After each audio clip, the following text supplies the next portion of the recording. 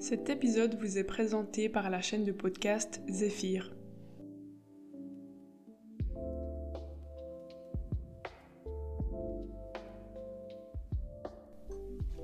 Bienvenue à toutes et à tous sur le podcast Zéphyr, l'épisode 2. Il s'agit du premier format lecture, donc j'espère que ça va vous plaire. Et aujourd'hui, nous allons parler du roman Madeleine avant l'aube, qui a été écrit par Sandrine Colette et qui a reçu le prix Goncourt de la Suisse et le prix Goncourt des lycéens et lycéennes en France. Et c'est un roman qui a de plus fait partie de la shortlist du prix Goncourt officiel en France. Donc un roman très bien reçu par le public, qu'il soit jeune, donc les lycéens et lycéennes en France, où le prix Goncourt suisse est composé en fait d'étudiants et d'étudiantes. Et j'ai fait partie de ce prix Goncourt cette année, donc j'ai eu l'honneur de désigner Sandrine Colette pour le prix. Et ce roman également très bien reçu par les critiques littéraires avertis, les professionnels du prix Goncourt en France. Donc je vais commencer par un petit résumé de ce roman qui nous raconte l'histoire d'une petite fille, Madeleine, qui a été retrouvée dans la nature et recueillie par une vieille dame qui s'appelle Rose. Et donc elle arrive dans ce village de campagne où habite Rose et qui constitue un décor rappelant l'époque médiévale, une structure sociétale féodale. Donc Madeleine va se nouer d'amitié avec les enfants des fermes voisines, mais elle ne va jamais vraiment s'acclimater à cette nouvelle société, et notamment à la morale, aux règles morales qui y existent, et à la bienséance sociétale. Et donc Madeleine reste très sauvage, fougue, et ses réflexions sont très instinctives, mais c'est exactement pour cela qu'elles nous sont très attachantes et pleines d'émotions. Et ce sont ces émotions qui suivent l'instinct qui vont s'apparenter à une forme de désordre refusé par les puissances du village. Et maintenant, si nous parlons un peu du style de ce roman, nous avons une écriture très rythmée et très particulière, même pour les personnes qui sont habituées à beaucoup lire. C'est une forme vraiment qui diverge des écrits habituels, je trouve, et c'est ce qui rend ce roman très accrochant. Les phrases sont très courtes ou construites de manière inattendue, vraiment vous verrez c'est assez étonnant dans le bon sens du terme. Si nous parlons un peu de narration à présent, vous verrez la narration de ce roman constitue la grande surprise du récit. Je ne vais pas vous dévoiler cette surprise car ce serait trop dommage, mais vous verrez, Sandrine Colette arrive à nous surprendre, elle piège le lecteur, la lectrice, et ce n'est qu'au milieu du roman qu'on se rend compte de la réelle structure diégétique du roman, c'est-à-dire de la forme de la narration. Qui est le narrateur, qui est la narratrice, à qui s'adresse-t-il ou elle?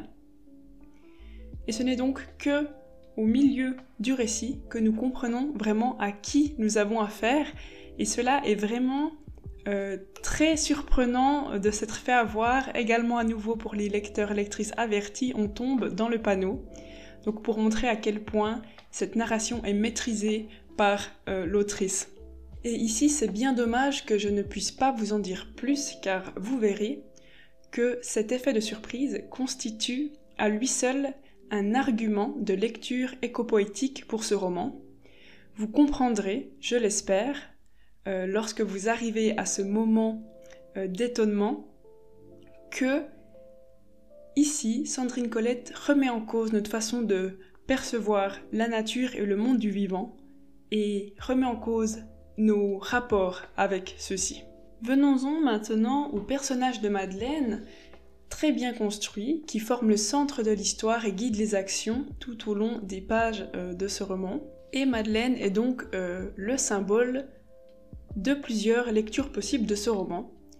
Elle symbolise d'une part une sorte de critique à nos rapports sociaux, la structure de la famille, du couple, une critique également des rapports de puissance qui sont souvent acceptés par déni dans une société, également un symbole de féminisme et surtout ce qui m'intéresse, un symbole écologiste. Donc, dans ce roman, Madeleine remet en cause notamment les genres et leurs normes. Donc si vous êtes intéressé à toutes ces questions actuelles des normes de genre, des normes genrées, ce roman peut être très intéressant pour vous aussi, puisque c'est une thématique traitée dans le roman. De plus, elle ne comprend pas les normes de notre société, qu'elle considère comme injustes et illégitimes, et qui sont considérées pourtant comme justes dans cette société féodale, et elles ne sont jamais remises en question. Donc Madeleine est complètement perturbée et perdue, ne comprend pas les attitudes de ses camarades du peuple, et elle va instaurer une révolte, sans comprendre réellement les conséquences pour ses proches, car il lui manque cette sorte de fibre sociétale et des liens sociaux. Elle ne vit que dans la justice présente, en ne voyant que le bien et le mal absolu, et sans réfléchir aux conséquences futures. Le roman souligne donc une critique d'une part à la structure familiale traditionnelle, comme vous le verrez, au rôle des genres dans la famille et dans la société, mais aussi à une forme de structure politique qui est assez clairement dénoncée et qui représente une structure très autoritaire, formée de dogmes et de principes qui ne sont jamais remis en question, donc très conservatrice. Donc maintenant, nous allons nous concentrer sur l'éco-poétique de ce roman. Je vous ai présenté quelques autres thématiques que je trouve très intéressantes, mais nous allons nous concentrer sur la cause écologiste. Évidemment, il y a plusieurs moyens de former une lecture éco-poétique. Je vais juste donner quelques pistes qui permettent d'éclairer certains points, certains aspects qui m'ont très vite fait penser à une lecture qui remet en question notre rapport au vivant. Donc ce roman, il faut savoir qu'il constitue un hymne à la nature. Vous le verrez, nous avons tout au long du roman des très belles descriptions de la forêt et une description du rapport que Madeleine entretient avec cette forêt, qui va tisser un lien très très fort avec cette nature. Madeleine, comme je vous l'ai dit, nous l'avons retrouvée à la lisière de la forêt, on ne sait pas trop d'où elle vient, quelles sont ses origines, et elle est un peu considérée comme une enfant qui a toujours vécu dans la forêt. Ainsi, elle est décrite comme très sauvage. Ceci est très intéressant pour nous, occidentaux-occidentales, car nous avons tous grandi dans une culture qui oppose le sauvage, les bêtes, le non-civilisé, au civilisé, à la culture. Donc, nous avons grandi dans cette dualité nature vs culture.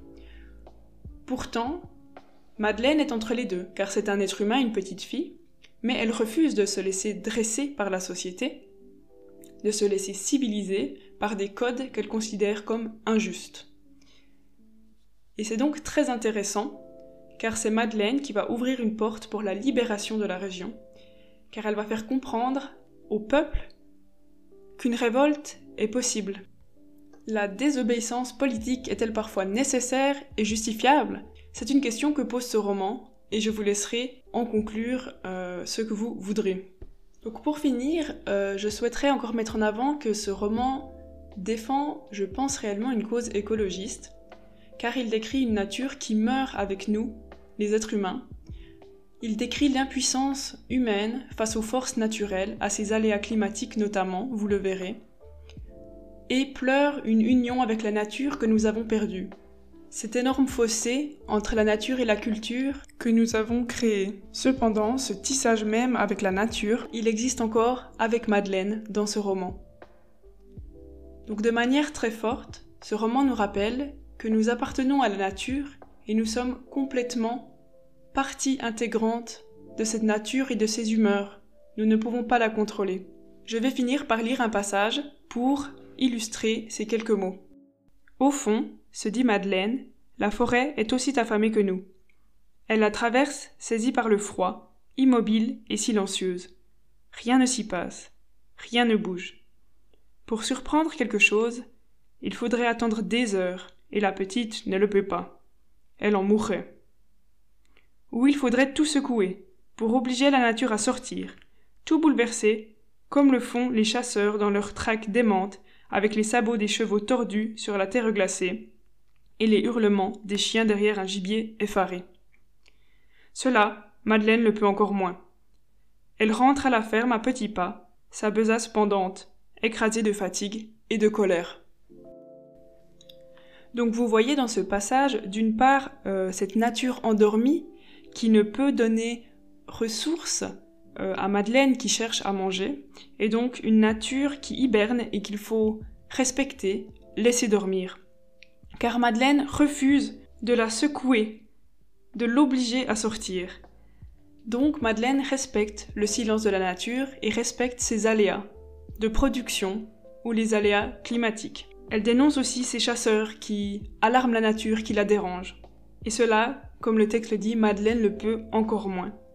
Et donc elle rentre, fatiguée, colérique, mais comprenant que la nature a souvent le dernier mot. Donc voilà, nous arrivons à la fin de ce premier podcast sous le format lecture. J'espère que cela vous a plu et que vous avez maintenant envie de lire Madeleine avant l'aube de Sandrine Colette. Je me réjouis de vous retrouver pour le prochain épisode. N'oubliez pas de vous abonner à Zephyr Podcast sur Instagram ou de nous suivre sur Spotify pour soutenir ce podcast, que vous trouvez également sur Culture et Communication. Merci beaucoup.